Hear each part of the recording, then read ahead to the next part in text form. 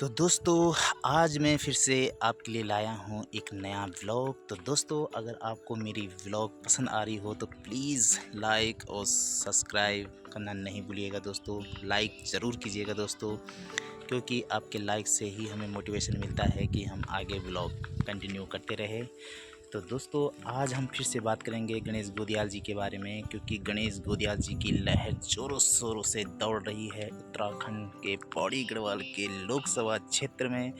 तो दोस्तों आपने कमेंट में बताया नहीं, जो मेरा पिछला व्लॉग था उसमें बताया नहीं आपने कि आप कहाँ से हो और आपके गांव में क्या गणेश गोदियाल जी की लहर है या कांग्रेस की लहर है या बीजेपी की लहर है, तो किसका ज़ोरों शोर से डंका बज रहा है, तो प्लीज़ कमेंट में ज़रूर बताइएगा।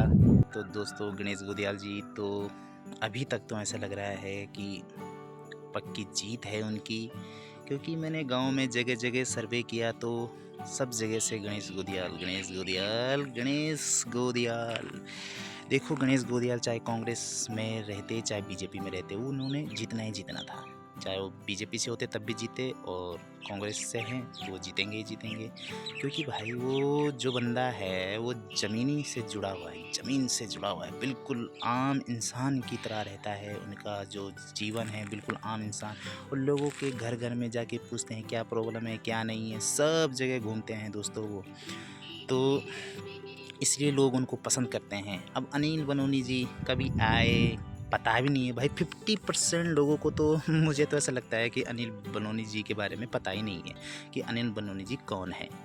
जब से वो पता लगा लोगों को कि हाँ भाई गणेश गोदियाल जी के जो साथ चुनाव लड़ेंगे बीजेपी से की तरफ से वो अनिल बलूनी जी हैं, तो तब से ही लोगों को पता लगा कि कोई अनिल बलूनी जी के नाम के भी कैंडिडेट हैं बीजेपी से। तो उत्तराखंड के 13 जगहों पर चुनाव का बहिष्कार किया गया दोस्तों, 13 जगहों पर, जिसमें से चकराता हो गया, पौड़ी हो गया, उत्तरकाशी हो गया, टिहरी हो गया, पिथौरागढ़ हो गया। उत्तराखंड के जो भी दूरस्थ गांव है वहाँ चुनाव का बहिष्कार किया गया बड़ी ज़ोरों शोरों से।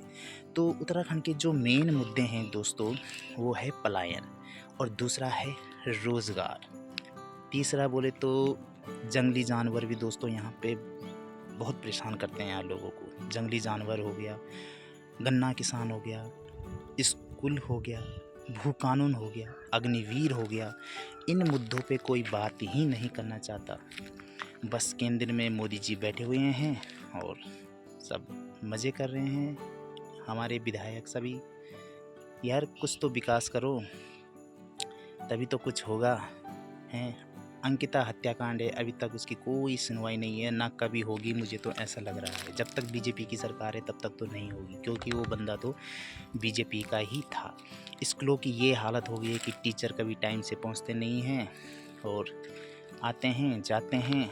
कई मेरे भाई बंधु टीचर होंगे, वो इस वीडियो को देख रहे होंगे, तो प्लीज़ कमेंट में बताइएगा कि बात सही है कि नहीं है, ये सच्चाई है।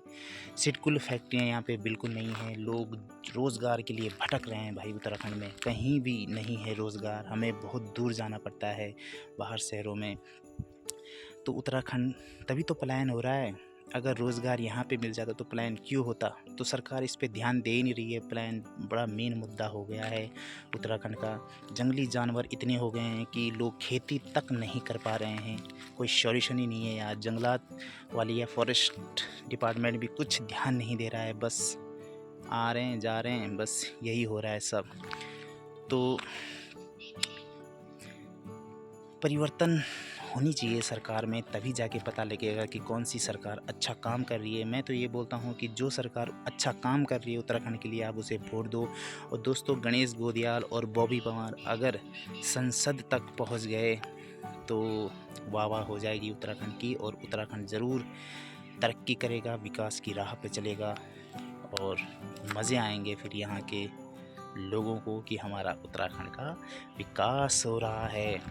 और जब तक ऐसे पार्टी में लोग रहेंगे जैसे अभी बीजेपी में हैं, तो भाई उत्तराखंड का कभी विकास नहीं होगा, इस बात का ध्यान रखना। और अभी मुझे कई मैसेज आ रहे हैं कि आपका चैनल बंद हो जाएगा, आप बीजेपी के ख़िलाफ़ बोल रहे हो, ये कर रहे हो वो कर रहे हो। तो दोस्तों अगर कोई आवाज़ नहीं उठाएगा तो कैसे चलेगा काम। चाहे बीजेपी वाले देख रहे हों चाहे कांग्रेस वाले देख रहे हों, मैं तो बोलूँगा ही बोलूँगा। ये मेरा बोलने का अधिकार है और बोलने का अधिकार सभी को है। सबको आगे आवाज़ उठानी चाहिए। जहाँ पे गलत है तो गलत है, जहाँ पे अच्छा है तो अच्छा है। अगर बीजेपी सरकार अच्छा काम करेगी तो ज़रूर हम अच्छा उनके लिए भी बोलेंगे। अभी तो देखते हैं क्या होता है क्या नहीं होता है।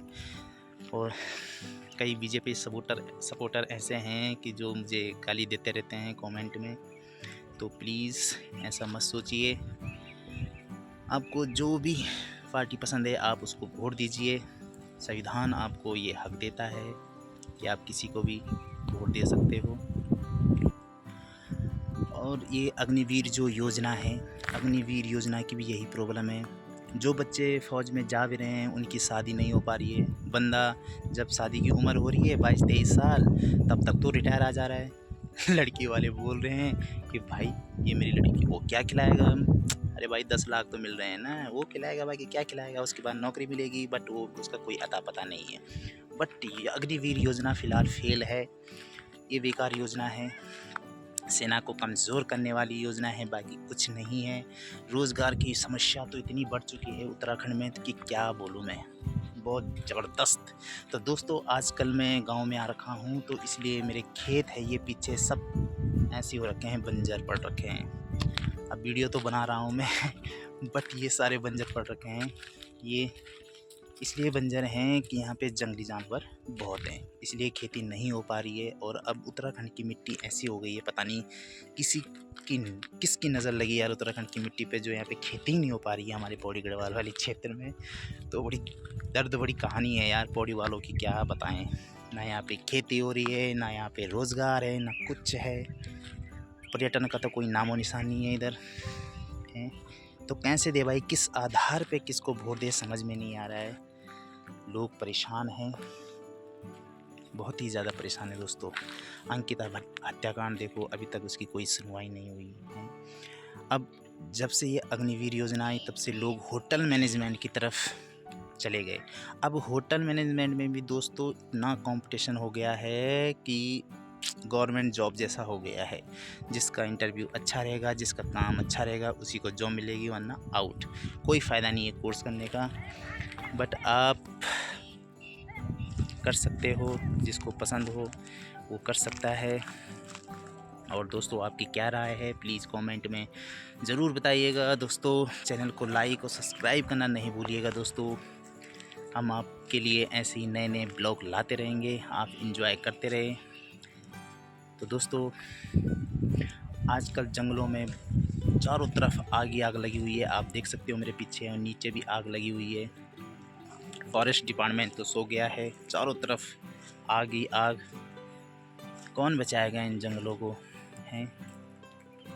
जंगली जानवर भी मर रहे हैं आग से।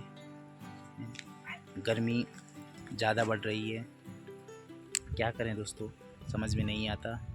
तो आप लोगों की क्या राय है प्लीज़ कमेंट बॉक्स में ज़रूर बताइएगा। धन्यवाद दोस्तों।